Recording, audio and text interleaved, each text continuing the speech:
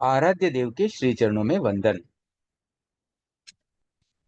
21 द्वार की क्लास का आज तीसरा सेशन है और अब तक हमने इसके कॉलम्स और रोज के बारे में थोड़ा पढ़ा, जिसमें हमने जाना कि 13 बोल जो 13 हेडिंग्स के रूप में हैं और फिर नीचे जो रोज है उसमें 21 द्वारों की बात आएगी। तो इन 13 बोलों की विवेचना में अब तक हमने दो बोल समझे। एक तो जीव के भेद जो कि 14 है और दूसरा हमने गुणस्थान, वो भी 14 है। हालांकि गुणस्थान का कुछ पार्ट अभी बाकी है, लेकिन अब तक जो भी हमने पढ़ा सीखा उससे संबंधित अगर किसी की जिज्ञासा है तो पहले वो आमंत्रित है। हाँ, अरुण जी नाहटा, म्यूट है आप। अरुण जी आप पहले अनम्यूट करें।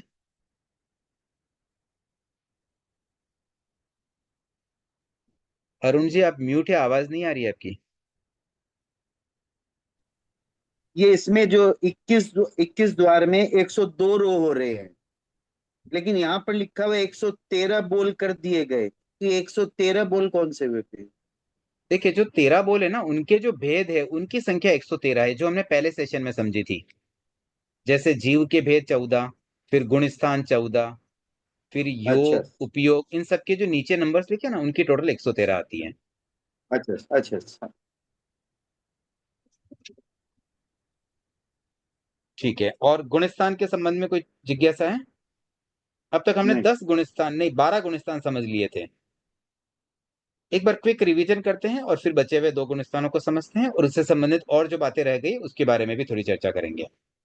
देखिए, पहले हमने समझा पहला गुणस्थान है मिथ्यात्वी का, और मिथ्यात्वी का गुणस्थान भी उनके गुणों की वजह से है। ये बात हमें ध्यान रखनी है, ये उनके अवगुण नहीं है। वो मिथ्यात्वी है इसलिए पहला नहीं, उस मिथ्यात्वी में जो गुण है उस दृष्टि से वो पहला गुणस्थान है। इसी प्रकार से आगे अगर हम देखें तो जैसे जैसे जीव में विकास होता है, विकास के संदर्भ में आत्मा का विकास होना चाहिए। आत्मिक विकास मतलब आत्मा शुद्ध बनती है। तो उस आधार पर सबसे पहले तो जब मिथ्यात्व जाएगा, सम्यक दृष्टि मिलेगी, तो चौथा गुणस्थान प्राप्त होगा। उसके बाद जब वो व्रत लेना शुरू करेगा, भले थोड़ी मात्रा में, तो जहां पर आंशिक व्रत लिए जाते हैं वो पांचवा गुणस्थान हो जाता है। जहां पूर्ण व्रत लिए जाते हैं वो छठा गुणस्थान यानी साधुओं का, पांचवा गुणस्थान यानी श्रावकों का। उसके आगे हमने देखा कि सातवें गुणस्थान में प्रमाद चला जाता है। अप्रमाद अवस्था, जागरूकता की अवस्था। उस अप्रमाद अवस्था का मतलब ये प्रमाद में खाली शारीरिक प्रमाद को नहीं समझना है। ये शारीरिक प्रमाद तो एक्चुअली योग का रूप होता है। मतलब आलस करना, सोए रहना, थोड़ा क्विक काम नहीं कर पाना, कोई भी काम में लापरवाही, धीरे धीरे करना, मतलब ये सब होता है शारीरिक प्रमाद। लेकिन यहाँ जो प्रमाद है ना वो ये है कि आत्मा के प्रति अनुत्साह भाव, मतलब जो एक अवेयरनेस रहनी चाहिए कि मैं एक आत्मा हूं, मैं।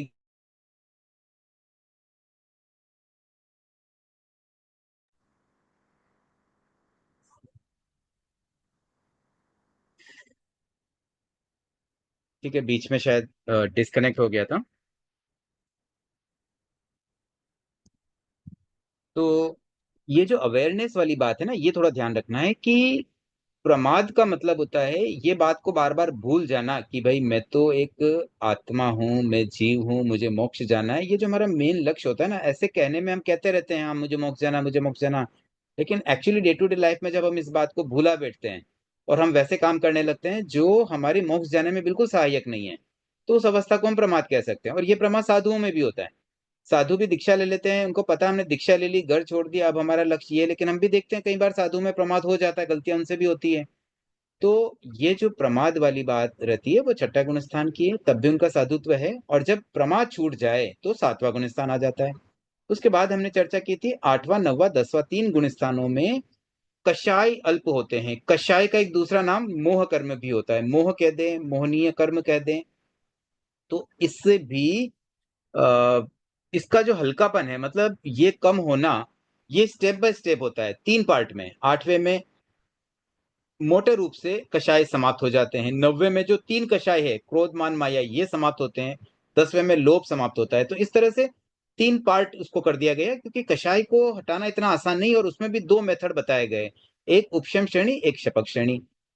और उपशम श्रेणी वाला जीव जाता है 11वें गुण स्थान में, शपक श्रेणी वाला जीव 12वें में, और 12 के बाद में जब केवल ज्ञान प्राप्त होता है तो वहां 13वां गुण स्थान की प्राप्ति, और जब योग समाप्त होता है तो 14वें गुण स्थान की प्राप्ति। ये हमने क्विक रिवीजन कर दिया।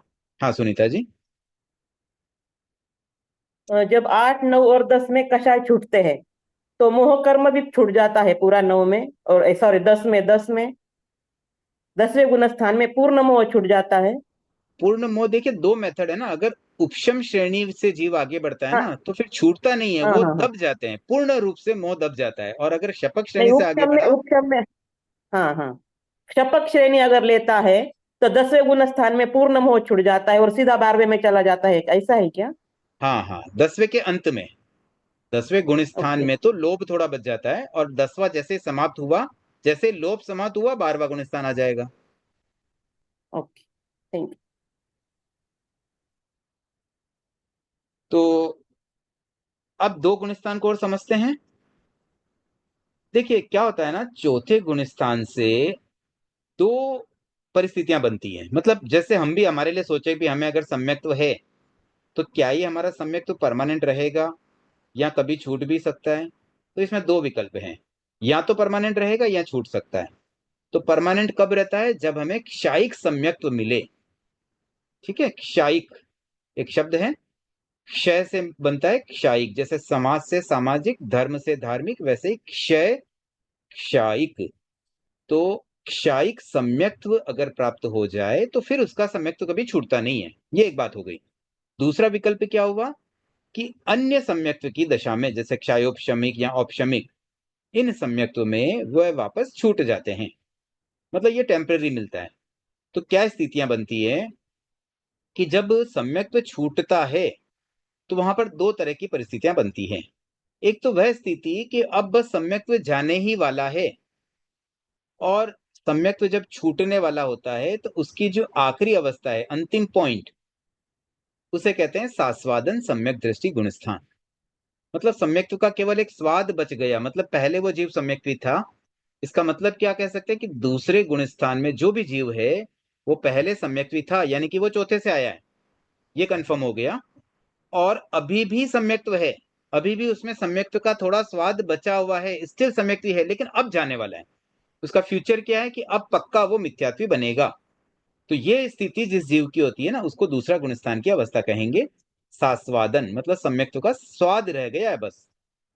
ठीक है। तो हालांकि दूसरा गुणस्थान है सम्यक्त्व का, लेकिन उसको फिर भी दूसरे और तीसरे में कंपेयर करें, क्योंकि चौथे से तो सीधा दूसरे पे ले लिया गया, मतलब सम्यक्त होते हुए भी उसको दूसरे पे लिया, क्योंकि अब पक्का है वो नीचे जाने वाला है, तो उसकी कोई खास वैल्यू नहीं रहती है। हाँ वनीता जी ने चैट पे लिखा है, प्लीज रिपीट, तो मैं एक बार फिर से दोहराता हूँ। देखिए क्या होता है ना, कोई भी सम्यक्त्वी या तो परमानेंट सम्यक्त्व मिल जाएगा, तब तो वो कभी वापस नीचे जाएगा ही नहीं, चौथे के नीचे जाएगा ही नहीं, ऑलवेज सम्यक्त्व अवस्था में ही रहेगा। तो वो स्थिति कब बनती है, जब क्षायिक सम्यक्त्व प्राप्त हो। और दूसरा होता है औपशमिक या क्षायोपशमिक। क्षयोपशम से प्राप्त सम्यक्त्व क्षायोपशमिक, उपशम से प्राप्त सम्यक्त्व औपशमिक। तो इन दो प्रकार के सम्यक्त्व में क्या होता है कि वो सम्यक्त्व टेम्पररी मिलता है, वापस चला भी जाता है। अब किन कारणों से जाता है उस पर भी हम अलग से चर्चा करेंगे। फिलहाल हम ये समझे कि जब वो जाता है तो उसका प्रोसेस क्या रहता है। तो एक प्रोसेस तो ये बताया मैंने कि बस वो जाने ही वाला है, क्योंकि उसको एकदम क्लियरिटी आ गई मिथ्यात्व के संदर्भ में। मतलब जो व्यक्ति जो जीव सम्यक्त्वी था और अब उसकी सम्यक दृष्टि चली गई, क्योंकि कुछ भ्रांतियां उसमें आ गई, कुछ गलत फहमियां आ गई, कुछ गलत धारणाएं उसके दिमाग में आ गई, और उससे उसका सम्यक्त्व जाना पक्का हो गया। तो उस स्थिति में जब उसका सम्यक्त्व जाता है तो जाते जाते सम्यक्त्व की जो आखिरी अवस्था है, अंतिम 6 आवलिका का समय बहुत सूक्ष्म समय होता है, मतलब 1 सेकंड से भी कम समय है। तो ऑलमोस्ट समझ लें कि एकदम लास्ट जो पॉइंट है वो कहलाता है दूसरा गुण स्थान। अब दूसरा विकल्प, दूसरा एक जो तरीका होता है सम्यक्त्व जब जाता है तो वहां पर सम्यक्त्वी व्यक्ति थोड़ा कंफ्यूज होता है। कई बार हम क्लास में पूछते हैं ना, मुझे एक डाउट है, तो ये डाउट भी एक्चुअली अच्छा शब्द नहीं है, डाउट होना, शंका होना, ये हमारे सम्यक्त्व को दूषित कर देता है। तो जब कभी किसी को शंका हो जाती है ना, तो फिर वो तीसरे गुण स्थान में चला जाता है। तो तीसरा गुण स्थान क्या है, मिश्र दृष्टि। मतलब क्या होता है, उस समय उसकी न सम्यक्त्व रहता है न मिथ्यात्व रहता है, मतलब डामाडोल की स्थिति। न तो उसको क्लियरिटी है कि हाँ ये चीज को मैं ऐसे ही मानूं, वो कंफ्यूज है, पता नहीं मोक्ष है कि नहीं है। अब जब ऐसी स्थिति बनती ना, भी मोक्ष हो भी सकता है न भी हो, मुझे कुछ समझ में नहीं आ रहा है, आई कांट एक्सेप्ट दिस। मैं इस बात को कैसे एक्सेप्ट कर लूं, जब तक मर के नहीं देखूं मैं कैसे मानूं मोक्ष जैसा कुछ होता है। तो ऐसे कुछ कंफ्यूजन की स्थिति जब बन जाती है तो वो तीसरा गुण स्थान है। और ऐसी स्थिति में वो जीव चिंतन करता है, चिंतन करता है, सोचता है, विचार करता है, और जिसको विचार आता है ना वही कंफ्यूज होता है। जिसके दिमाग में कुछ विचार ही नहीं वो क्या कंफ्यूज होगा। तो कंफ्यूज होने के लिए भी तो कुछ मतलब विचारना जरूरी हो गई। तो यहां पर जब जीव इस स्थिति में पहुंचता है चौथे से तीसरे में, तब उसके पास में दो विकल्प होते हैं। यहां से वो पहले में भी जा सकता है, चौथे में भी आ सकता है, मतलब यहाँ दो ऑप्शन है, स्टिल उसके पास वापस प्रमोट होने का चांस है। तो वो प्रमोशन का चांस किस रूप में है, कि वह जीव अगर वापस सही मान ले, बातों को सही, उसको कोई समझाने वाला मिल गया या खुद ही उसने सोच करके उन सब बातों को सही ढंग से समझ लिया, तो चौथे में आ जाएगा। और अगर नहीं समझ पाया, उसका मिथ्यात्व ज्यादा हावी हो गया, तो पहले में भी जा सकता है, दोनों चीज हो जाती है। तो ऐसे देखा जाए तो तीसरा गुणस्थान सम्यक्त्व का नहीं है, दूसरा गुणस्थान सम्यक्त्व का है। लेकिन अंतर क्या हुआ कि चौथे से दूसरे में जाने वाला जीव पक्का पहले में ही जाएगा, जबकि चौथे से तीसरे में जाने वाला जीव पुनः चौथे में भी आ सकता है या पहले में भी जा सकता है।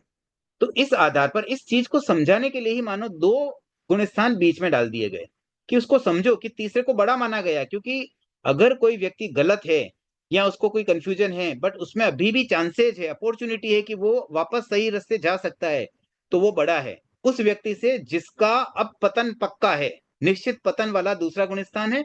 और जहां पर 50-50 चांस है, उसको तीसरा गुणस्थान दिया, इस बात को समझाने के लिए कि दैट इज स्टिल बेटर। मतलब पूरी तरह से सम्यक तो जा ही रहा है, अब जाते जाते सम्यक की कोई वैल्यू नहीं, अब जा ही रहा तो खत्म हो गई उसकी बात, अब तो आगे दिख रहा है, अभी अगले क्षण में वो मिथ्यात्व बनने वाला है, तो उसकी क्या वैल्यू है।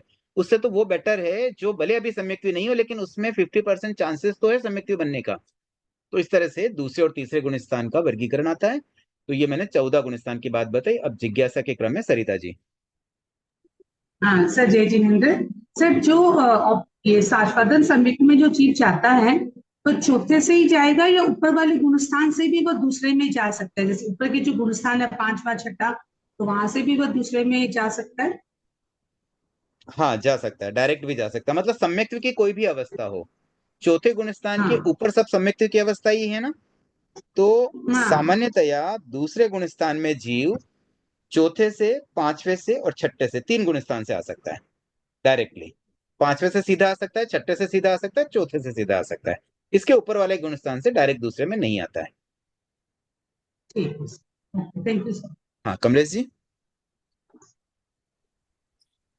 सर आपने कहा कि वो संयोग श्रमिक और औपश्रमिक श्रमिक तो रहा, तो वो थर्ड में जाएगा, फोर्थ से थर्ड में जाएगा। नहीं, मैंने ये नहीं कहा, वो तो इन दोनों गुण बराबर। स्थान, दोनों प्रकार के सम्यक्त्व में उसका सम्यक्त्व छूट सकता है। तो सम्यक्त्व छूटने के दो मेथड है, वो दूसरे में भी जा सकता है, तीसरे में भी जा सकता है। कोई बिना कंफ्यूज हुए, अच्छा, कोई बोले और अब मुझे ये कोई जैसे कंफ्यूजन ही नहीं है, मुझे एकदम क्लियरिटी कि मोक्ष जैसा कुछ होता ही नहीं है, तो फिर वो तीसरे में क्यों जाएगा, वो तो सीधा दूसरे में चला जाएगा, दूसरे में होके पहले में चला जाएगा। ओके, तो ठीक है ना। फोर्थ से सेकंड सेकंड में आने वाला तो पक्का फर्स्ट में ही जाएगा फिर से। हाँ, हाँ, फोर्थ वो समझ से गया। सेकंड के बाद पक्का फर्स्ट में ही अब जाएगा। फोर्थ से जो थर्ड में आएगा, हाँ, और जो फोर्थ से थर्ड में आएगा, वो फिर से फोर में भी जा सकता है और सेकंड में भी आ सकता है, फिर वो डायरेक्ट वन में जाएगा, फिर वो जो नहीं, थर्ड सेकंड से में नहीं जाएगा, थर्ड फोर्थ से वाला या थर्ड। तो वन में या फोर में। ओके ओके, तीसरे गुण स्थान से या धन्यवाद। तो वो वन में जाएगा या फिर फोर्थ में। और फोर्थ के अलावा उसके पास में ऑप्शन ये भी होता है कि पांचवें या सातवें में भी जा सकता है। मतलब तीसरे से डायरेक्टली अच्छा, चौथे में थर्ड भी से जा सकता फिफ्थ है, में भी जा पांचवें सकता में है भी जा क्या? सकता है, सातवें में भी जा सकता है। ये तीन विकल्प है उसके पास। और आने का विकल्प छठे से, सातवें से सीधा तीसरे में नहीं आएगा, छठे से तीसरे में आएगा, पर जाएगा सीधे सातवें में। अब ये छठे हाँ, सातवें की भी एक मजेदार बात है। जब कोई दीक्षा लेते हैं ना, तो डायरेक्ट छठे में नहीं जाते हैं, पहले सातवें में जाते हैं। कोई भी नव दीक्षित होते हैं ना, तो सबसे पहले उनका सीधा सातवां गुण स्थान आता है, क्योंकि उस समय उनके भावों की तरतमता, मतलब इतनी अच्छी होती है, इतनी उच्चता होती है भाव, कि वो सीधे सातवें में चले हाँ, जाते हैं, हाँ। उसके बाद वापस छठे में आते हैं। इसलिए बढ़ते हुए क्रम में है ना, हमेशा सीधा सातवें में जाते हैं और बाद में छठे में आते हैं। जबकि गिरते हुए क्रम में छठे से गिरेंगे, सातवें से एकदम नहीं गिर पाते। ठीक है कमलेश जी। हाँ अरुण जी। जैसे आपने कहा कि दूसरे तीसरे गुण स्थान में जब आएगा जीव, तो उसको सम्यकत्व भी प्राप्त कर सकता है और मिथ्यात्व में भी जा सकता है, तो फिर उसके पास सम्यकत्व कैसे नहीं है? सम्यक्त्व कैसे नहीं है? हाँ, जब तक प्राप्त नहीं करेगा तब तक तो नहीं है ना। अभी तो डाउट है उसको, जब डाउट क्लियर हो जाएगा तब सम्यक्त्व आएगा। तो वो आएगा चौथे गुण स्थान से या छठे से? नहीं नहीं, देखिए तीसरे गुण स्थान में आने से पहले तो वो या तो चौथे से आएगा, पांचवे से आएगा, या छठे से आएगा, कहीं से भी सीधा तीसरे में आ सकता है। जैसे कोई साधु भी है, अब साधु के मन में भी कोई हम्म, शंका आ गई, तो शंका आ गई हम्म, तो वो छठे से तीसरे में जा सकते हैं। अब वो शंका है तब तक वो सोच रहे हैं। अब सोचने के बाद में उन्होंने निर्णय ले लिया कि नहीं नहीं, मैं तो गलत फहमी में चला गया था, एक्चुअली सही बात वही है भगवान महावीर ने कही जो, तो वापस वो सीधा अपग्रेड हो जाएंगे, मतलब ऊपर की तरफ चले जाएंगे, चौथे पांचवे या सातवें में। तो साधु अगर छठे वाला तीसरे में जाएगा तो वापस वो सातवें में चला जाता है। अगर श्रावक है, जैसे हम श्रावक है, पांचवें गुण स्थान में है, और हमारे मन में कोई शंका आई, तो हम तीसरे में गए, तो जिस समय हम तीसरे में, उस समय हम सम्यक भी नहीं रहे, क्योंकि शंका में चले गए। अब वो शंका अगर समाधान हो गई, हम सही रास्ते पे आ गए, तो वापस हम पांचवे में आ जाएंगे, वापस श्रावक बन गए। और मान लीजिए हमारी शंका दूर नहीं हो पाई और हम गलत चीज को पकड़ ले, तो फिर हम पहले में चले जाएंगे। इसलिए तीसरे गुण स्थान की स्थिति, जब शंका वाली स्थिति एक बार आ जाती ना, तो उस समय सम्यक तो नहीं कहलाता है। तो दूसरे में जब वो शंका है, दूसरे चौथे से जब दूसरे में आता है, तब उसके मन में शंका नहीं होती? हाँ, उस समय शंका नहीं होती, उस समय वो सीधा मतलब पक्का हो जाता है, उसको पक्का निर्णय हो जाता है कि हाँ ये मैं, मतलब ये सब बातें गलत है। अच्छा। मतलब जो धर्म के प्रति बातें जो उसको सही मान रहा था ना अब तक, वो बोलता है ये सब बकवास है, मैं फालतू ये इतना सामायिक करता हूँ, मैं फालतू तपस्या, कुछ नहीं होता तपस्या करने से, कोई स्वर्ग नरक नहीं होता है, फालतू में ऐसा सब कर रहा हूं मैं। ऐसे एकदम मन में आ गया और सीधा मिथ्यात्व में चला गया। अच्छा, थैंक। उर्मिला जी। सर गुरुदेव अभी सातवें स्थान में हो सकते हैं? गुरुदेव अभी? सर गुरुदेव का सातवां गुण स्थान हो सकता है? एक मिनट, प्रश्न नहीं समझ पाया। गुरुदेव का भी गुण स्थान सातवां अपन बोल सकते हैं? देखो निश्चय में नहीं बोल सकते, हो सकता है अभी सातवां चल रहा हो, लेकिन सातवां गुणस्थान ऐसे टिकता नहीं है। मतलब सातवें गुणस्थान की जो ओके। ड्यूरेशन है ना, वो बहुत शॉर्ट होती है। 48 मिनट तक भी कोई सातवें गुणस्थान में नहीं रह पाते हैं, कुछ समय के लिए मान लो उनका प्रमाद नहीं है तब तक वो सातवें में है, लेकिन वापस है ना, विद इन 48 मिनट में वापस छठे में आ ही जाते हैं। तो उनका छठा सातवां ऐसे चलता रहता है। हो सकता है अधिकांश समय, क्योंकि हमें उनका व्यवहार से ऐसा लगता है, व्यवहार से हम कह सकते हैं, निश्चय में तो हम्म। कौन जाने। हम्म। तो हो सकता है वो हम्म। बहुत ज्यादा जागरूक रहे, तो बार बार वो सातवें हम्म। में आ जाते होंगे, अधिकांश समय सातवें में बिता करके फिर छठे में चले जाएं, ऐसा पॉसिबल है, लेकिन ऐसे परमानेंट कोई सातवें में नहीं रह सकता है। ओके, मीन्स ये कलिकाल में मीन्स सातवें से ऊपर जा ही नहीं सकते? हाँ, अभी फिलहाल इस पांचवें आरे में अभी तो स्थिति ऐसी है कि हम पांच मतलब हम्म। सातवें के ऊपर तो नहीं जा सकते हैं, बट सातवें तक तो हम्म। जाते ही हैं। छठे सातवें की भूमिका चलती रहती है। Okay, thank you. ठीक है, अब थोड़ा सा हम आगे बढ़ते हैं। अब देखिए, जब ना इनकी हम चर्चा करेंगे द्वारों के साथ में, अब जैसे मान लो नरक की बात आई, तो नरक में गुण स्थान कौन सा, तो उस समय हमें ये क्लियरिटी रहनी चाहिए कि पांचवा गुण स्थान श्रावक का होता है, तो नरक के जीव तो श्रावक नहीं बन सकते हैं। हालांकि हम जब वो द्वार करेंगे ना, तो उसके जो रूल्स है ना, उनको भी साथ साथ में समझेंगे। तो जैसे हमने कोई रूल समझ लिए, तो उसके बेसिस पे हम उनकी गति, उनके मतलब जीवों के भेद में, वो नरक गति के जीव का कौन कौन से भेद में आते हैं, कौन कौन से गुणस्थान में आते हैं, तो मतलब हमें उतना डीपली इन भेदों को समझना है। बस मैं ये समझाना चाह रहा हूँ कि गुणस्थान के जो 14 भेद है ना, उसको उस लेवल तक तो हमें समझना ही होगा कि भाई कहाँ तक कषाय रहता है, कहाँ सम्यक्त्व है, कहाँ मिथ्यात्व है, कहाँ साधु है, कहाँ श्रावक है, कहाँ पर मिथ्यात्वी जीव है। इस तरह की स्थिति हम गुणस्थानों में उतना बाइफरकेशन करना अगर समझ लेंगे ना, तो आगे हमें द्वारों की स्टडी करते समय और आसानी हो जाएगी। तो फिलहाल मैं सोचता हूँ गुणस्थान के बारे में एक बार इतना ही रखते हैं। हालांकि इसका मतलब नाम अभी तक मैंने बताया नहीं है, बट आप चाहें तो मैं एक बार क्विक मतलब रिवीजन के रूप में एक नाम ग्लिम्स स्क्रीन पे दिखा देता हूं, ताकि आप चाहें तो उसको नोट भी कर सकते हैं।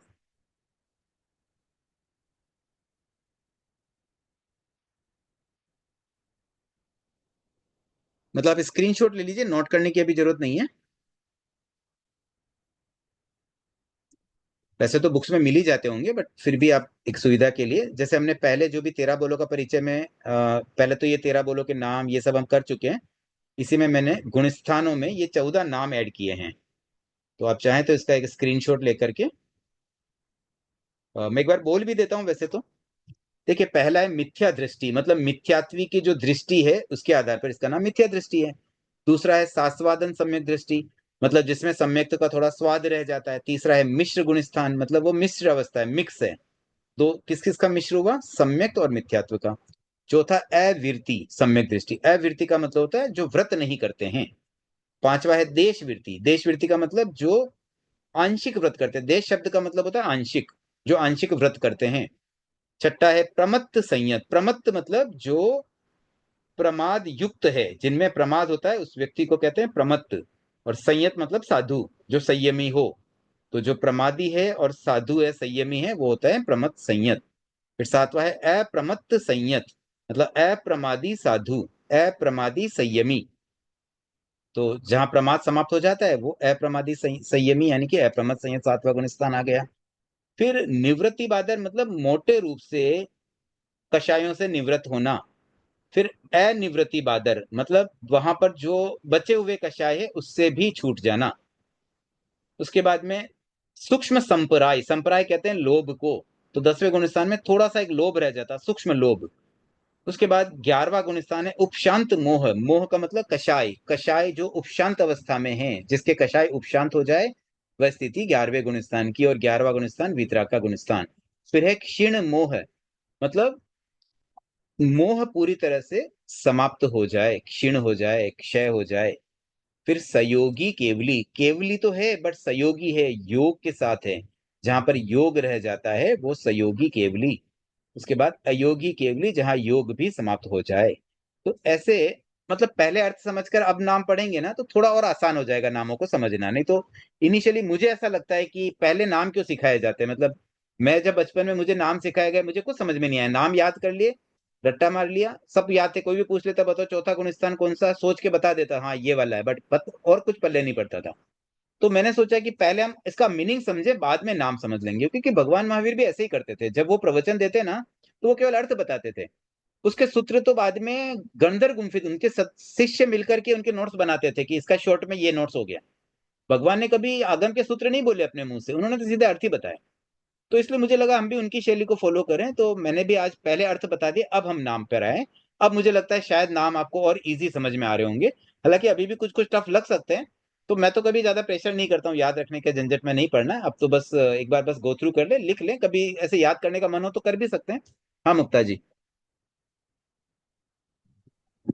अभी आपने जो नाम दिए उसमें 12वें गुणस्थान का नाम क्षीण मोह है। लेकिन थोड़ी देर बस जो भी क्वेश्चंस आए थे उसमें 10वें गुणस्थान के अंत में आपने बोला मोह समाप्त हो जाता है, तो 10वें में समाप्त होता है या 12वें के पहले समय में, कैसे होता है? देखो, जैसे ही समाप्त होगा ना 12वां स्टार्ट हो जाएगा। जब तक मोह है तब तक 10वां है, 10वें से सीधे 12वें में आ रहे हैं, 11वां तो अलग अलग मतलब रास्ता था ना। हाँ नहीं, वो तो समझ में आ गया था कि 11वें में, 10वें से जो 12वें में सीधा आएगा वो मोह कर्म उसका, वहीं 10वें के अंत में क्षीण हो जाएगा, तो क्षीण होते ही 12वें का नाम क्षीण दिया है इसीलिए। देखो क्या होता है ना, 12वें में क्षीण है, 10वें में क्षीण नहीं था। जब तक था मोह तब तक 10वां गुणस्थान था, जैसे ही क्षीण हुआ सीधा 12वें में आ गया। मतलब वो 12वां गुणस्थान कोई ऐसे नहीं है कि यहां से यहां कदम रखना है। जैसे ही क्षीण हुआ, द मोमेंट क्षीण हुआ, उसी जीव की वो स्थिति 12वें गुणस्थान की कहलाएगी। जब तक मोह था तब तक 10वां था, जैसे ही मोह समाप्त हुआ उसी मोमेंट में उसी पल में वो 12वां गुणस्थान कहलाएगा। वहां को ये तो है नहीं कि हमें यहाँ से इस रूम से उस रूम में प्रवेश करना है कि अभी स्टेप यहाँ बढ़ाना है, वो तो वहां बैठे बैठे ही आ जाएगा हमको। हाँ ठीक। रजनी जी।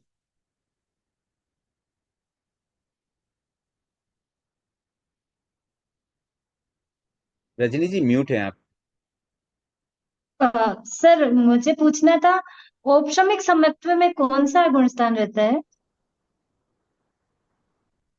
औपशमिक सम्यक्त्व में 4 से लेकर के 11 तक। Okay sir, thank you. और औपशमिक चारित्र में? केवल एक 11वां। ठीक है, थैंक यू। समझ में आया कैसे? रजनी जी, हाँ हाँ समझ में सर, आया कैसे? क्योंकि है ना सम्यक, हाँ क्योंकि सम्यक्त में तो अपन को अनंतानुबंधी कषायों का मतलब उपशम करना है, और चारित्र में मतलब सज्वलन कषाय का उपशम करना है। हाँ, मतलब क्या होता है ना, जब तक कषाय है तब तक हम औपशमिक चारित्र नहीं कहेंगे, वो वीतराग अवस्था में ही कहते हैं, और वीतराग अवस्था 11वें में ही आती है। और औपशमिक चारित्र हाँ 11वें में क्यों? क्योंकि 12वें में तो क्षायिक चारित्र आ गया ना, इसलिए। हाँ, ओके, थैंक यू सर। ठीक है, ऐसे ना कोई भी प्रश्न के उत्तर, उसका लॉजिक भी समझना है, खाली उत्तर जान लेना काफी नहीं। हो सकता है मेरे बताने में कोई मिस्टेक भी हो जाए, तो आप उसका लॉजिक समझेंगे या लॉजिक पूछेंगे भी क्यों, किस न्याय से, तो और ज्यादा क्लियरिटी आती है। ममता जी। जय जिनेन्द्र सर। सर यहाँ पे जो 8वां है उसमें नाम लिखा है निवृत्ति बादर। तो सर निवृत्ति मतलब छोड़ना, एंड अनिवृत्ति बादर मतलब कुछ बच जाना। तो सर उसमें एक क्या चीज था जो दोनों में डिफरेंस रह जाता है? देखो, निवृत्ति बादर का मतलब यही होता है कि मोटे रूप से ऊपर ऊपर से हट जाना, मतलब जो एक्स्ट्रा एक्स्ट्रा कषाय ना वो सब समाप्त हो जाते हैं, और अनिवृत्ति बादर में बस बचे कुछ कषाय समाप्त होते हैं। तो मतलब मेजर जो कह सकते हैं कषाय का हल्कापन 8वें में हो जाता है, 9वें में तो फिर बहुत थोड़ा सा पार्ट बचता है। Okay sir. सर वो बचने की अपेक्षा से वो जो बचे हुए हैं उन्हें हम अनिवृत्ति बोलेंगे ना? देखो, एक्चुअली यहाँ निवृत्ति और उनसे हम अनिवृत्ति का एक और भी निवृत्ति। अर्थ है। निवृत्ति का मतलब होता है तरतमता। तो उस अपेक्षा से अच्छा। इसका अर्थ समझे, जहां कषायों की तरतमता रहती है वो 8वां गुण स्थान है, जहां कषायों की तरतमता समाप्त हो जाए वो 9वां गुण स्थान है। तरतमता का मतलब होता है कि कम ज्यादा, मतलब कषायों को जो लेवल है ना, मल्टीपल जीवों में हाँ। कंपेयर करेंगे तो किसी के कषाय कम, किसी के अधिक, उस स्थिति को कहेंगे निवृत्ति। और जहां पर ओके। ये चीज छूट जाती है, मतलब सबका एक जैसा लेवल हो जाता है, वहां कहते हैं अनिवृत्ति। Okay sir. सर हम सोनल जी। जनरली इसी में ज्यादा कंफ्यूजन हो रहा था इस। हम्म। सर अनिवृत्ति बादल गुणस्थान में जैसे क्रोध मान माया ये तीन या तो पूरे उपशम हो जाएंगे या क्षय हो जाएंगे। सिर्फ एक हम्म। उसमें स्वज्वलन लोभ वो मतलब 10वें गुणस्थान में ही जाता है ना। Yes, exactly. और उसका मतलब 10वां गुणस्थान में सज्वलन लोभ का भी लास्ट में एंड में जाके वो खत्म हो जाता है, मतलब जो बिल्कुल भी अंत खत्म में ही होता है खत्म सब होगा वो एंड वो में। जब तक रहेगा तब तक 10वां गुण स्थान है। हालांकि ये गुणस्थानों का कालमान बहुत छोटा होता है, 10वां गुणस्थान तो इतना छोटा होता है ना, मतलब 1 सेकंड से तो बहुत कम समय का है ये। केवल ये बताने के लिए कि पहले क्रोध मान माया जाएगा फिर लोभ जाएगा, ये सिर्फ इस चीज को समझाने के लिए मुझे लगता है बाइफरगेट किया। नहीं तो क्या दिक्कत थी, 8 9 10 को एक में ही कर लेते कि जब तक कषाय है तब तक 8वां, भले वो उपशम श्रेणी से जाए तो भी एक बोल सकते थे ना। ये जो 14 गुण स्थान की व्याख्या है ना, ये कॉन्सेप्ट को समझाने के लिए है कि हमें जब अपना विकास करना, आत्मा का विकास करना, जब हमें मोक्ष जाना है तो हमें किन किन स्टेजेस से गुजरना है, उन स्टेजेस को क्लियर करने के लिए इस तरह का बाइफरकेशन होता है। मतलब ऐसे देखा जाए तो क्या दिक्कत है, 9वें 10वें को मर्ज भी कर लें और हम सीधा बोल दे भाई 8वें में मोटे रूप से कषाय चलेंगे और 9वें में फिर बाकी सब कषाय चले जाएंगे, और उसके बाद सीधा हम उपशांत मोह और क्षीण मोह को ले ले, एक गुण स्थान कम भी तो कर सकते थे। लेकिन ये बात फिर कैसे समझ में आएगी कि लोभ सबसे अंत में जाता है, लोभ सबसे खतरनाक कषाय है, ताकि हम जब कषायों को, जैसे अभी हम हमारी लाइफ में भी हमारे मन में आता तो होगा ना, भी हम अपने गुस्से को कम करें, हम अपने क्रोध मान माया लोभ चारों कषायों को कम करें। तो अभी हमें ये क्लियरिटी तो होनी चाहिए ना, अभी देखो क्रोध मान माया को कम करना और आसान है, लोभ तो बहुत लास्ट में होता है, तो लोभ के लिए हमें और ज्यादा एफर्ट करना है। तो ये हमें एक मोटिवेशन मिला ये चीज पढ़ने से। तो कई बार है ना, इसके पीछे एक तत्व जो बताए जाते हैं ना, उसके पीछे कुछ एक समझाने की ही बात होती है, भी आप समझो इन चीजों को, बाकी क्या करना। मैं तो बोलूं आज मुझे तो मोक्ष जाना है, मैं नहीं भी सीखूं इससे तो क्या, मैं सीधे ही चला जाऊंगा मोक्ष। तो वो मोक्ष जाने की राह मेरी और आसान बने, इसलिए हम इन तत्वों को सीख रहे हैं। बाकी तो कोई व्यक्ति, क्या आपको लगता है कि कोई 14 गुण स्थानों को जाने बिना मोक्ष नहीं जा सकता है? कितने व्यक्ति ऐसे हो चुके हैं पास्ट में जिन्होंने 14 गुण स्थान को एक बार भी सुना भी नहीं क्या होते हैं, फिर भी मोक्ष चले गए। तो जा तो सकते ही हम। आज आपको दिल्ली जाना है, आप ट्रेन में बैठ गए, चले गए, आपको नहीं पता हो रास्ता तो क्या फर्क पड़ता है, लेकिन रास्ता पता हो तो थोड़ा इजी लगता है। हाँ भी अब रतलाम आया है, अब ये आया, हमें पता चलता है अभी 4 घंटे और है, अभी 2 घंटे और है, थोड़ा एक आइडिया रहता है। तो बस उतनी ही बात है कि ये तत्व ज्ञान पढ़ते हैं सीखते हैं, उससे हमारी लाइफस्टाइल में ये चीज आ जाए कि जब हम मोक्ष जाने के लिए जो एफर्ट करेंगे ना, उसमें हमें और सुविधा हो जाए, ये चीज समझ ले तो ये समझाने के उद्देश्य से ये बातें हैं। तो उस चीज को ध्यान में रख करके हमें तत्व ज्ञान को सीखना चाहिए, थोकड़ों को समझना चाहिए। ठीक है सोनल जी।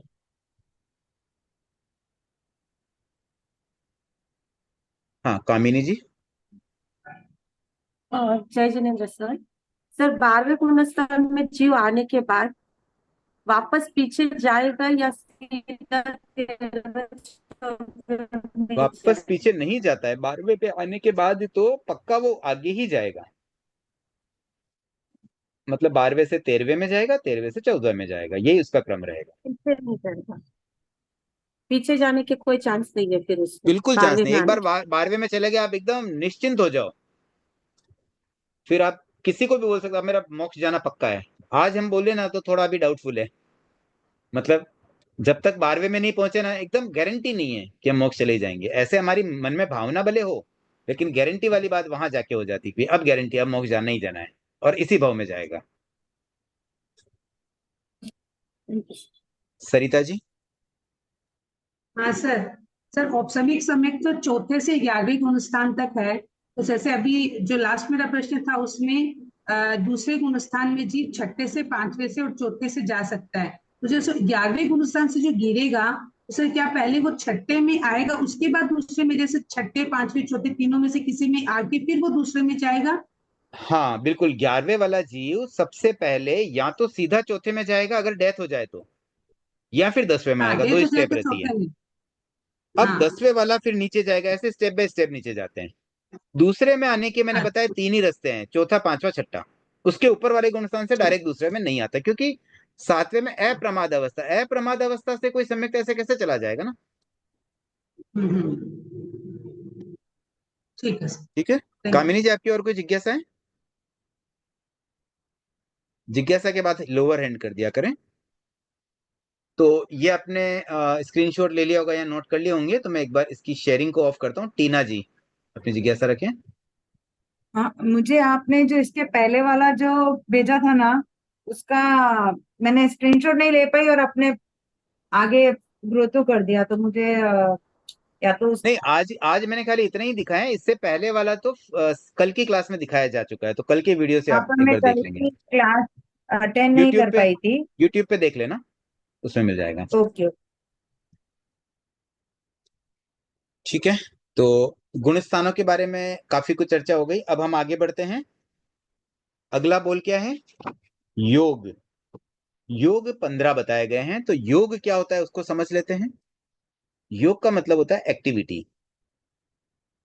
ऐसे योग शब्द प्रायः अलग अलग कई तरह से यूज होता है। जैसे योग साधना, जो मॉर्निंग में योग प्राणायाम, उस संदर्भ में जो योग होता है ना, प्रेक्षा ध्यान में जो योग आता है, वो योग तो मानो वो एक अलग तरह का हो गया।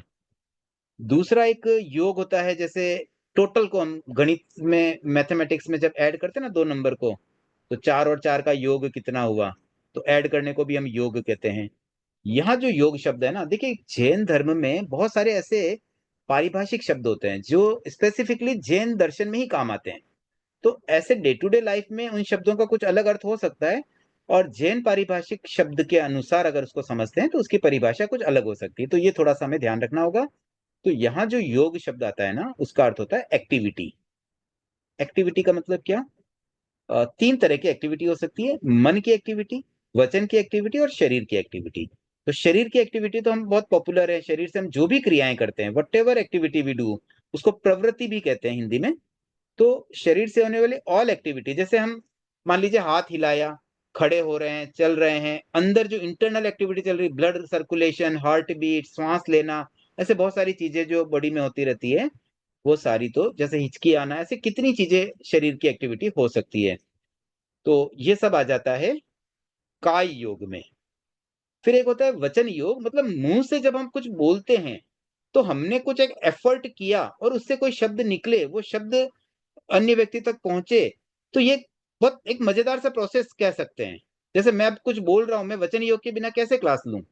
तो इस वचन योग की भी अपनी एक इंपॉर्टेंस है। कभी कभी इसके द्वारा कुछ अच्छे काम हो जाते हैं, कभी अच्छा कम्युनिकेशन हो जाता है, किसी को कोई जानकारी आदान प्रदान हो जाती है, बातचीत हो जाती है किसी के दुख दर्द में हम सम्मिलित हो पाते हैं, उसके बात को हम समझ पाते हैं, उसको कोई सुझाव दे सकते हैं, कोई सोल्यूशन दे सकते हैं।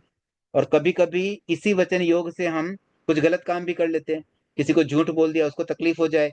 कई बार हम बोल बोल के भी हिंसा कर लेते हैं, कई बार मुख से बोली हुई बात से किसी व्यक्ति की जान चली जाए।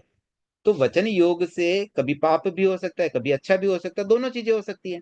ऐसे ही शरीर योग, काय योग से भी, आज अगर शरीर के योग से मान लीजिए कोई प्रवृत्ति कर रहा है, कोई उपवास करता है, कोई सामायिक करता है, कोई धार्मिक प्रवृत्ति करे, कोई स्वाध्याय करे, ये भी तो काय योग का ही प्रयोग है ना। तो उससे तो उसकी आत्मा का कल्याण हो रहा है।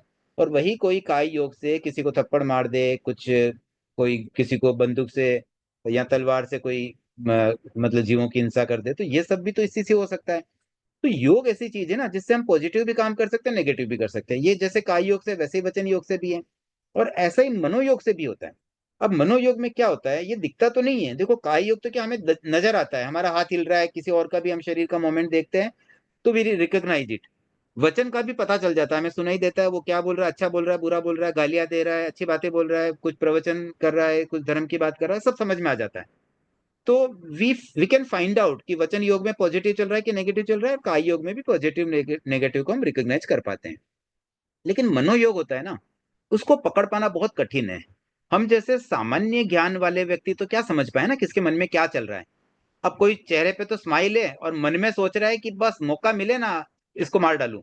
अब किसको पता चले, ये तो मन में कोई क्या सोच ले वे। अब किसी के मन में आ रहा है यहाँ 10 लड्डू पड़े हैं, कोई इधर उधर देखे 2 लड्डू में खा जाऊं। अब हमें क्या पता चले किसके मन में क्या चल जाए। तो मन में कभी किसी की अच्छी बात भी आ सकती, कभी बुरी बात भी आ सकती, कभी किसी के मन में आ जावे कि भाई अभी देखो सब बैठे हैं यहाँ पे, सब सामाई कर रहे हैं, कितना बढ़िया हो रहा है, ये माहौल बना रहे, मैं कुछ अच्छा कुछ बोलूं मैं इनको, और मतलब ऐसा कुछ एक अच्छी अच्छी बातें मन में आ सकती है। तो मनोयोग में भी दोनों चीजें पॉसिबल है। शुभ मनोयोग भी हो सकता है, अशुभ मनोयोग भी हो सकता है। लेकिन बस दिक्कत एक ही है कि हम समझ नहीं पाते हैं। बट हम अपने मन की तो समझ ही सकते हैं ना। चलो दूसरे के मन का छोड़ दो, दूसरे के मन को तो केवल मन परियोग ज्ञानी ही समझ पाते हैं। जिनके मन परियोग ज्ञान होता है ना, वो दूसरे के मन में क्या चल रहा है ना उसको भी वो जान लेते हैं। तो अब हमें तो है नहीं मन परियोग ज्ञान, तो फिलहाल हम क्या करते हैं कि अपने मन को हम समझते हैं कि हमारे मन में क्या अच्छा चल रहा है कि बुरा चल रहा है। तो ऐसे योग की 3 प्रकार की जो प्रवृत्तियां हैं, मन वचन काय, इसके बारे में हम अपना तो समझ ही सकते हैं।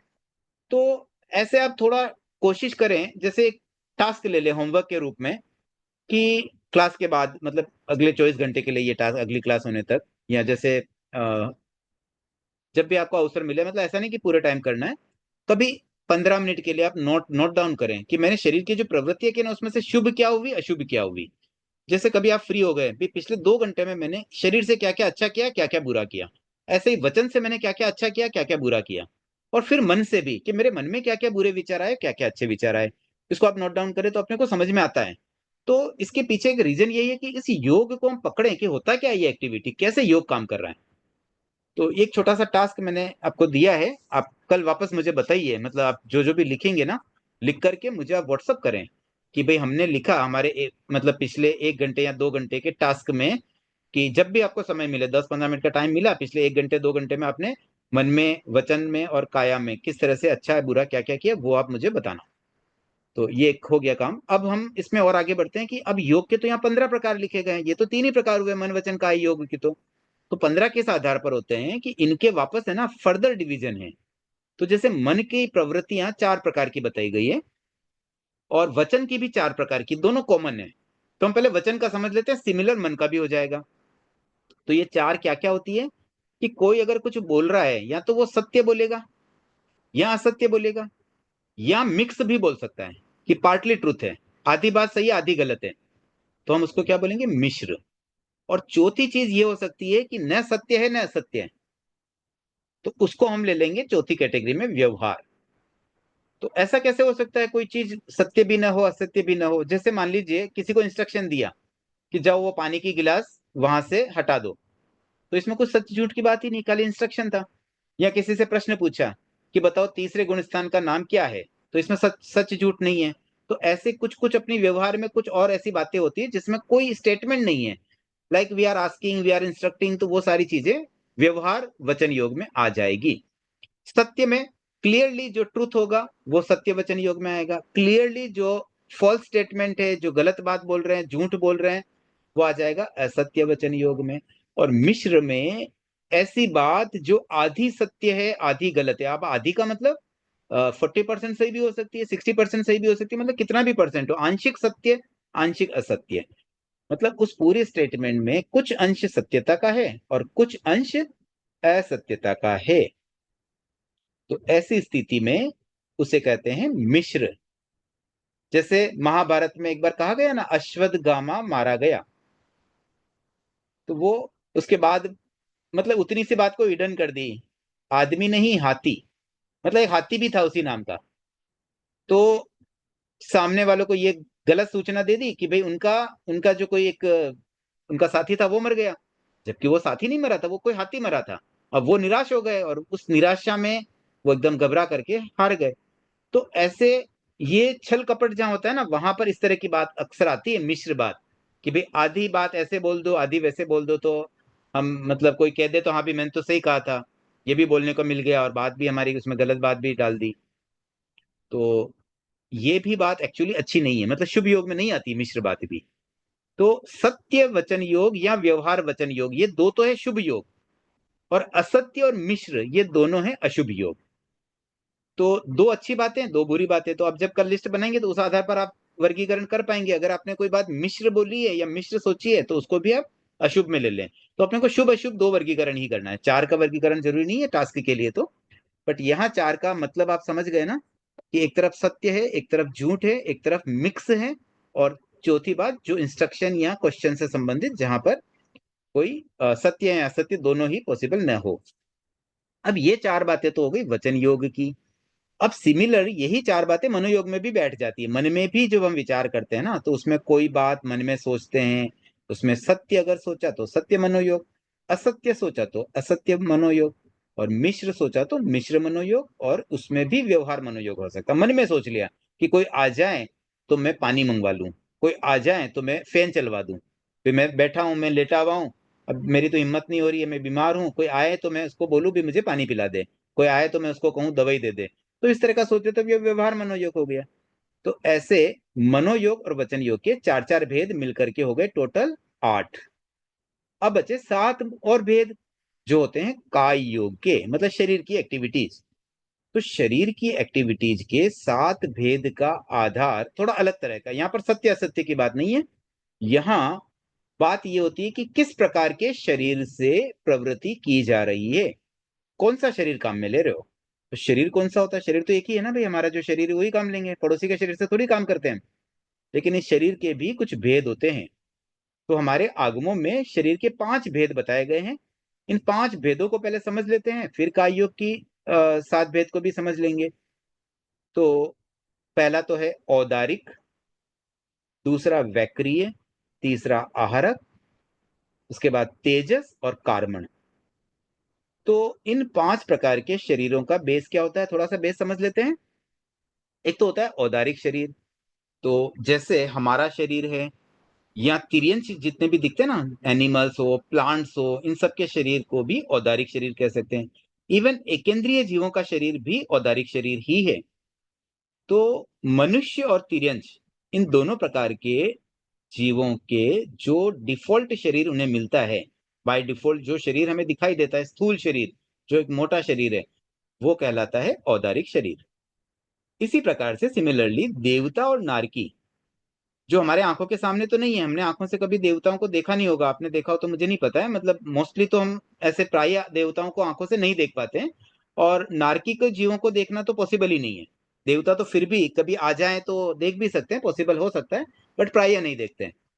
तो आंखों से तो हम उनको देखते नहीं है, इसलिए हमें एकदम इमेजिन ही करना पड़ेगा। कुछ चीजें तो ऐसी होती है ना जो सीधे गले उतर जाती है, क्योंकि मनुष्य का शरीर हमें दिखता है, जानवरों का शरीर हमें दिखता है, अभी कुत्ते बिल्ली कबूतर इनके शरीर तो हम देख पा रहे हैं, तो हमें इमेजिन इजी हो गया, मतलब उसको सीधा हम देखा हुआ है तो बहुत इजी विजुलाइज कर दिया। लेकिन देवता और नारकी के शरीर को विजुलाइज करने के लिए हमें अपनी कल्पना शक्ति का प्रयोग करना पड़ेगा। तो उसका जो डिस्क्रिप्शन आता है उस डिस्क्रिप्शन के अनुसार हमें सोचना पड़ेगा कि कैसा होता होगा। तो देखिए देवता और नारकी इनके शरीर होते हैं बाय डिफॉल्ट वैक्रीय, मतलब जो स्थूल शरीर उन्हें मिलते हैं ना जन्म के साथ ही, वो होता है वैक्रीय शरीर। तो इस वैक्रीय शरीर की खास बात क्या, देखो एक तो ये शरीर है ना, जैसे अभी अपना औदारिक शरीर कैसे होता है ना, कि डेथ होने के बाद भी वो शरीर पड़ा रहता है, फिर वो डेड बॉडी को जलाया जाता है या गाड़ा जाता है, जो भी उसका प्रोसेस करते हैं, अंतिम क्रिया करते हैं, बट कुछ ना कुछ उसको करना पड़ता है। लेकिन वक्री शरीर में से कोई जीव की अगर डेथ हो गई तो वो शरीर भी गायब हो जाता है। मतलब ऐसे समझो मैजिकल टाइप होता है कि कोई रूप बनाया, एकदम जादू की छड़ी घुमाई और मान लीजिए मुझे वक्री लग दी और मैं शेर बन जाऊं, तो सीधा शेर बन गया और वापस शेर का रूप बदल के और कुछ बन गया। जैसे कई बार ऐसे टीवी में या मूवीज में बताते ना, ऐसे मैजिकल कोई भी चीज, कोई भी किसी से एक जादू की छड़ी घुमाई और कुछ और बन गया, उस तरह का समझ लो वक्री शरीर, ऐसा इमेजिन करना होगा। और मरने के बाद भी जैसे एकदम गायब हो जाता है, कपूर के जैसे उड़ जाता है। तो और बनने का इसका जो प्रोसेस है ना, जैसे अभी हमारा औदारिक शरीर तो कैसे धीरे धीरे डेवलप होता है। आज कोई बच्चा जन्मा, छोटा है, बड़ा होता है धीरे धीरे, कई साल लगते हैं, तब जाके वो शरीर के आकार धीरे धीरे बढ़ रहा है। और वक्रीय शरीर तो है ना, कभी भी बढ़ सकता है, एक सेकंड में एकदम बड़ा हो जाए, एक सेकंड में वापस छोटा हो गया, कोई भी शेप बदल दिया, तो उतना फ्लेक्सिबल है। और इवन देवता तो जब जन्म लेते हैं ना, तो जन्म लेने के बाद कुछ ही समय बाद में वो तो बड़े ही हो जाते हैं। मतलब उनको ऐसा नहीं कि भाई इतने साल अभी उनका बच्चा हुआ, उनके माता पिता उनका पालन पोषण करेंगे, वैसा कुछ नहीं है, बस जन्म लिया और कुछ समय बाद में युवा हो जाते हैं। ऐसे ही नारकी के जीव भी, वो भी जैसे ही जन्म लेते हैं थोड़ी देर में बड़े हो जाते हैं। तो ये है वक्री शरीर, इस तरह का होता है। अब तीसरा शरीर है आहारक शरीर। आहारक शरीर की एक क्वालिटी होती है, ये एक्चुअली हर किसी को नहीं मिलता है, ये केवल मनुष्यों को मिलता है और एक्स्ट्रा मिलता है। मतलब मूल तो उनका औदारिक शरीर है ही, पर उन मनुष्यों में भी जो साधु होते हैं, साधु मतलब साध्वियां नहीं, ओनली साधु पुरुष, और साधुओं में भी जो 14 पूर्व के ज्ञाता होते हैं, ये 14 पूर्व एक बहुत गहरा ज्ञान है। जो हमारे 12 आगम है ना, मतलब 12 अंग आगम, ऐसे 32 आगम हमारे अभी वर्तमान में उपलब्ध हैं, उनमें प्रमुख होते हैं अंग आगम। तो अभी वर्तमान में 11 अंग आगम है, लेकिन ऐसे टोटल 12 अंग आगम होते हैं। तो 12वां अंग आगम जो आज लुप्त हो चुका है, उसका नाम है दृष्टिवाद। उस दृष्टिवाद में 14 पूर्व का ज्ञान उसमें समाहित है। तो उस 14 पूर्व का ज्ञान जिसे होता है ना, उसे कहते हैं 14 पूर्वी। तो ऐसे जो 14 पूर्वी साधु होते हैं ना, केवल उन्हें आहारक शरीर प्राप्त होता है, उनको ये लब्धि मिलती है कि वो आहारक शरीर बना सकते हैं। और वो आहारक शरीर का प्राय उपयोग किस रूप में करते हैं, उसके बारे में आगमों में ये वर्णन आता है कि जब उनके मन में कोई प्रश्न होता है। देखो वैसे तो है ना, 14 पूर्व का ज्ञान बहुत बड़ा ज्ञान है, इतना बड़ा ज्ञान है कि कोई केवल ज्ञानी होता है ना, केवल ज्ञानी तो एक्चुअली संपूर्ण ज्ञान है, उसमें तो कुछ छुपा हुआ है ही नहीं। मतलब पास्ट प्रेजेंट फ्यूचर, कहीं भी किसी भी लोकेशन पे, मतलब खाली इस रूम का नहीं, इस रूम के बाहर भी, इस कंट्री के बाहर भी, कहीं कुछ भी चल रहा है, एनीवेयर एनीथिंग, सब कुछ वो देख पाते हैं। आज का भी देख सकते हैं, कल क्या हुआ था वो भी देख सकते हैं, 100 साल पहले क्या हुआ था या 5 लाख साल पहले क्या हुआ था, एवरीथिंग दे कैन सी। उतना बड़ा केवल ज्ञान होता है, और वो भी अपने आत्मिक ज्ञान से देख पाते हैं। तो वैसे केवल ज्ञान अल्टीमेट ज्ञान है। लेकिन जो 14 पूर्व के ज्ञाता होते हैं ना, उनको कहते हैं श्रुत केवली। मतलब जो 14 पूर्व को पढ़ लेता है, सुन लेता है, समझ लेता है, याद कर लेता है, उसका नॉलेज केवल ज्ञान के इक्वलेंट हो जाता है। इक्वल नहीं है, इक्वलेंट है। इक्वल और इक्वलेंट का अंतर समझे। इक्वल मतलब एग्जैक्टली इक्वल होता है, लेकिन इक्वलेंट मतलब उसके जैसा। मतलब जैसा केवल ज्ञान है वैसा ज्ञान श्रुत केवली का ज्ञान होता है, उनको श्रुत केवली कहते हैं इसी अपेक्षा से। तो ऐसे जो 14 पूर्वी साधु होते हैं ना, केवल वो ही आहारक शरीर का निर्माण कर सकते हैं, उनको एक लब्धि होती है। उस लब्धि से मतलब उनको एक पावर होता है, एक उनको शक्ति मिलती है, उससे वो आहारक शरीर का निर्माण करते हैं। अब क्यों करते हैं, जब उनको इतना नॉलेज है तब भी, क्योंकि वो नॉलेज है ना उनका खुद का नहीं था, उन्होंने अपनी आत्मज्ञान से नहीं जाना, उन्होंने किसी से सुना हुआ था। सुन करके, पढ़ करके, लर्न करके जाना हुआ ज्ञान में कभी कभी शंका आ जाती है। तो उनके मन में ये प्रश्न आता है कि जैसे कोई अगर उनके सामने आता है, जिज्ञासा रखता है, और किसी 14 पूर्वी के सामने, श्रुत केवली के सामने कोई प्रश्न आता है, और उस प्रश्न का वैसे उत्तर उन्हें पता ही होता है, लेकिन फिर भी वो चाहते हैं कि भाई देखो, मैं अपने आत्मिक ज्ञान से तो मैं बता नहीं रहा हूं, मैंने तो सुना हुआ, कहीं मेरी भूल ना हो जाए, कहीं मेरा प्रमाद ना हो जाए, तो मैं पुनः एक बार रिकन्फर्म कर लूं। तो वो क्या करते हैं, रिकन्फर्म करने के लिए एक छोटा सा शरीर बनाते हैं, मतलब एक पुतला होता है, और वो बनाते हैं, और उस पुतले को किसी केवल ज्ञानी, जो रियल केवल ज्ञानी होते हैं या तीर्थंकर, उनके पास भेजते हैं। वहां वो पुतला जाता है, प्रश्न वहां रखता है, प्रश्न का उत्तर लेके वापस आ जाता है। और ये प्रोसेस इतना क्विक होता है कि विद इन सेकेंड्स वो जहां केवल ज्ञानी तो वहां जाके वापस भी आ जाता है। और सामने जो मेन व्यक्ति जो प्रश्न पूछ रहा था ना, उसको तो पता भी नहीं चल पाता है कि मैं जिससे उत्तर पूछ रहा हूँ वो किसी और से पूछ के मुझे बता रहे हैं, उनको तो लगता है बस वो पुतले ने आया आंसर दिया और फिर वो उनको रिकन्फर्म हो गया, वो सहज में उत्तर दे देते हैं। तो ये आहारक शरीर का एक टास्क आगमों में वर्णित है। तो ऐसे बहुत लिमिटेड व्यक्ति ही आहारक शरीर बना पाते हैं, बहुत रेयर शरीर है ये, हर किसी को नहीं मिलता है। एक विशेष शरीर है, बहुत सुंदर होता है, और ये शरीर किसी दीवार आदि से बाधित नहीं होता है। मतलब कहीं भी वो पास कर सकता है, किसी भी, कोई ग्लास का कुछ एकदम पैकिंग है, कुछ भी है, कहीं भी वो अंदर घुस सकता है किसी भी चीज को पार करके, क्योंकि तभी वो स्पीडली जा पाएगा। तो बिना किसी बाधा के वो तुरंत हर चीज को पार करते हुए पहुंच जाता है, आंसर लेता है, वापस आ जाता है। तो ये हो गया आहारक शरीर। अब अंतिम दो शरीर जो थे, एक तो था तेजस शरीर। तेजस शरीर का काम क्या होता है, हमारे जो मतलब जीव को है ना कि एनर्जी चाहिए। आज जैसे हम कुछ खाते हैं तो हमारा डाइजेस्ट कैसे होता है, अंदर कुछ हमने कुछ जलाया थोड़ी है कि वो कैसे क्या प्रोसेस हो रहा है। तो कहीं ना कहीं हमें कुछ एनर्जी तो मिल रही ना, कहीं कुछ गर्मी अंदर होती है तभी खाना पच पा रहा है। तो ये जो उष्मा देने का काम, गर्मी देने का काम, या खाने को डाइजेस्ट करने का काम, ये सारे टास्क होते हैं तेजस शरीर के। इसके अलावा जैसे लेश्याओं को भी तेजस शरीर का रोल होता है लेश्याएं बनाने में। लेश्या के बारे में भी हम आगे पढ़ेंगे, एक द्वार लेश्या का भी है, एक बोल है लेश्या का भी। तो ये सारे काम तेजस शरीर का, तो मेनली समझो हीटिंग करना, एनर्जी देना, ये कार्य मेन होता है तेजस शरीर का किसी भी जीव के लिए। और एक होता है अंतिम कार्मण शरीर। कार्मण शरीर का अर्थ होता है कि जो आत्मा के कर्म लगे हुए ना, बस उन कर्मों का जो समूह है वो कमांड रूप से कार्मण शरीर कहलाता है। तो जितने भी किसी आत्मा के जितने भी कर्म लगे हुए हैं, अनंत कर्म लगे हुए हैं, उन कर्मों का जो ग्रुप बना ले हम एक, तो उस ग्रुप को कहते हैं कार्मण शरीर। तो इस तरह से पांच शरीर को हमने एक रफली समझ लिया। अब हम इनकी एक्टिविटी की बात करते हैं। तो देखो सीधी सी बात है, ये औदारिक शरीर और वैक्री शरीर ये तो मेन शरीर है। दो गति के जीवों को वैक्री शरीर मिला, दो गति के जीवों को औदारिक शरीर मिला। तो अपनी अपनी जीवन के अनुसार जिसको जैसा शरीर मिले उससे वो जीवन भर में जो भी एक्टिविटी कर रहे हैं वो उसी का योग हो गया। तो एक हो गया औदारिक काय योग, एक हो गया वैक्रिय काय योग। तो वैक्रिय शरीर से होने वाली क्रियाएं हो गई वैक्रिय काय योग के अंतर्गत, और औदारिक शरीर से होने वाली क्रियाएं हो गई औदारिक काय योग के अंतर्गत। मतलब all the activities which is done by औदारिक शरीर, वो सारी की सारी औदारिक काय योग में समाविष्ट हो जाएगी। ऐसे ही वैक्रिय शरीर से जितनी भी क्रियाएं हो रही है वो सब वैक्रिय काय योग में आ जाएगी। तो दो काय योग तो हो गए अपने। अब आहारक शरीर भी आखिर कोई तो बना रहे हैं ना, जो भी जब भी बनाते हैं, बनने के बाद आखिर वो आहारक शरीर जो भी टास्क कर रहा है, वो जा रहा है वहां से प्रश्न पूछ रहा है, उत्तर सुन रहा है, वापस आ रहा है, ये सारे प्रोसेस का ये जो क्रियाएं हो रही है ना, वो सब किसमें आएगी, आहारक काय योग में। तो तीन काय योग तो एकदम क्लियर हो गए। अब ये जो तेजस और कार्मण है ना, इन शरीरों की प्रवृत्तियां इतनी सूक्ष्म होती है कि ये बाहर से उतनी दिखती नहीं है। और वैसे भी जब जब भी कोई जीव एक्टिविटी कर रहा है उसके पास कोई ना कोई एक स्थूल शरीर है। तो आज हम कोई क्रिया कर रहे हैं तो उसमें मेन रोल तो हमारा उदारिक शरीर का ही है। तेजस शरीर हमारे चलो खाने के डाइजेशन आदि में हेल्प कर रहा है, नो डाउट, लेकिन उसको इतना हाईलाइट नहीं किया गया क्योंकि वो सूक्ष्म क्रियाएं, आंतरिक क्रियाएं हैं। तो उनकी तेजस शरीर की कोई मतलब कवर नहीं किया, लेकिन कार्मण का योग इसलिए दिया कि कभी जीव की ऐसी स्थिति बन सकती। अब देखिए इनका एक और चीज समझ लेते हैं कि ये जो तेजस और कार्मण शरीर है ना, ये सभी संसारी जीवों में हर समय रहते हैं, ऑलवेज एग्जिस्ट। जब तक मोक्ष नहीं मिलता है तब तक तेजस और कार्बन शरीर हमेशा रहते ही रहते हैं। लेकिन बाकी जो तीन शरीर है ना, वो कभी रहेंगे कभी नहीं रहेंगे। कभी औदारिक शरीर मिल सकता है, कभी वैक्री शरीर मिल सकता है, कभी आहरक भी मिल सकता है। आहरक तो अतिरिक्त हो गया, मतलब औदारिक तो है ही है और आहरक भी एक्स्ट्रा मिल जाए तो बाकी तीन शरीर तो आते जाते रहेंगे, लेकिन तेजस कार्बन तो हमेशा साथ रहते हैं।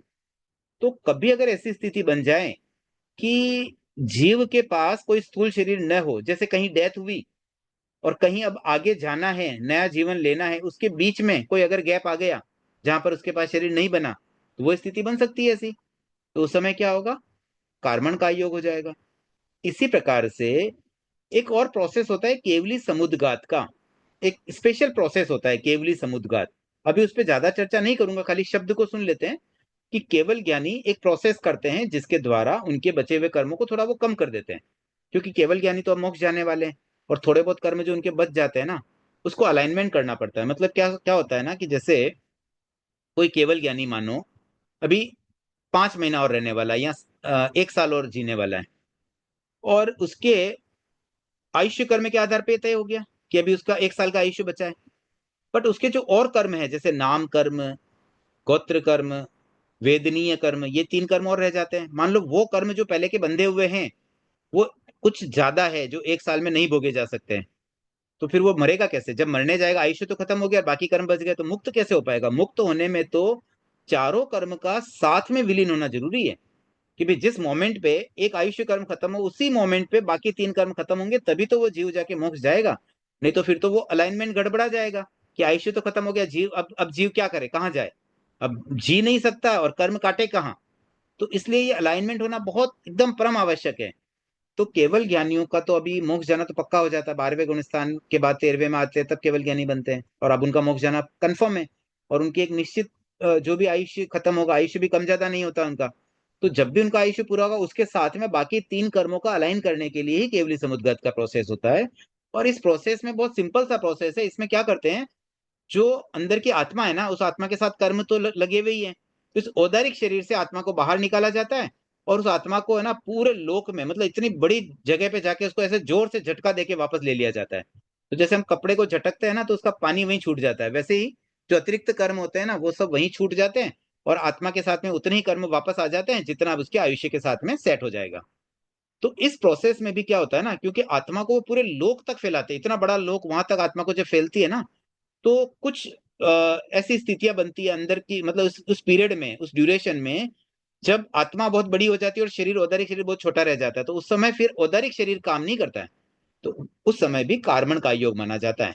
तो ऐसे 3 समय होते हैं, मतलब 8 समय का ये केवली समुद्घात के प्रोसेस में 3 समय, तीसरा, चौथा और पांचवा, ये 3 समय होते हैं कार्बन का योग के, मतलब इसी समय में कार्बन शरीर का योग होता है। तो ये कार्बन का योग बहुत पर्टिकुलर 2 ही स्थितियों में होता है, एक अंतराल गति के दौरान और दूसरा केवली समुद्घात के दौरान। अंतराल गति में क्यों? क्योंकि जैसे ही कोई मान लो मनुष्य था, मर गया, और अब मान लो वो देवता बनने वाले हैं, तो जब तक वो देवता बन रहे, यहाँ से यहाँ आखिर जीव को गति तो करनी पड़ेगी ना, यहाँ से वहां मूव होता है, तो उस बीच में जो गैप है ना, बस उस समय उनके पास कोई शरीर नहीं, औदारिक तो यहाँ छोड़ दिया और अभी वैक्रिय मिला नहीं है, तो वो एक बहुत छोटा सा एक पीरियड होता है अंतराल गति का, जो हर भव के बीच में आता है। एवरी टाइम जब भी डेथ होगी कोई भी जीव, बार बार ये अंतराल गतियों से ही निकलता है। तो ये 2 स्थितियों में कार्बन का योग हो सकता है। तो हमने देखिए औदारिक का योग समझ लिया, वैक्रिय का योग समझ लिया, आहार का योग भी समझ लिया, और साथ में कार्बन का योग समझ लिया, तो 4 का योग के भेद तो यहाँ हमारे क्लियर हो जाते हैं। अब बचते हैं 3 का योग और रहते हैं, जिसको हम कल की क्लास के लिए पेंडिंग रखते हैं। तो आज हमने गुण स्थान कंप्लीट कर लिए, और योग में से भी कितने योग समझ लिए? 12 योग समझ लिए। कल भी हमने 12 गुण स्थान समझे थे, आज भी हमने 12 योग समझ लिए, और कुछ ना कुछ तो पेंडिंग रहना चाहिए ना, नहीं तो कल आने का इंसेंटिव क्या रहेगा?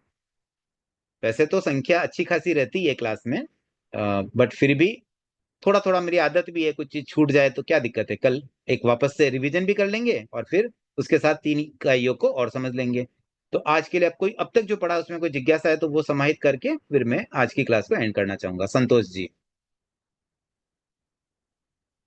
सादर जय जिनेन्द्र सर।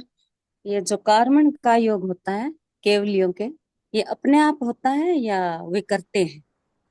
ऑटोमेटिक होता है, मतलब उनका केवल कर्मों समुद्गात, का केवल तालमेल जैसे समुद्गात। होता है ना, उसके अकॉर्डिंगली वो प्रोसेस हो जाता है। अच्छा, अपने आप ही हो जाता है। हम्म।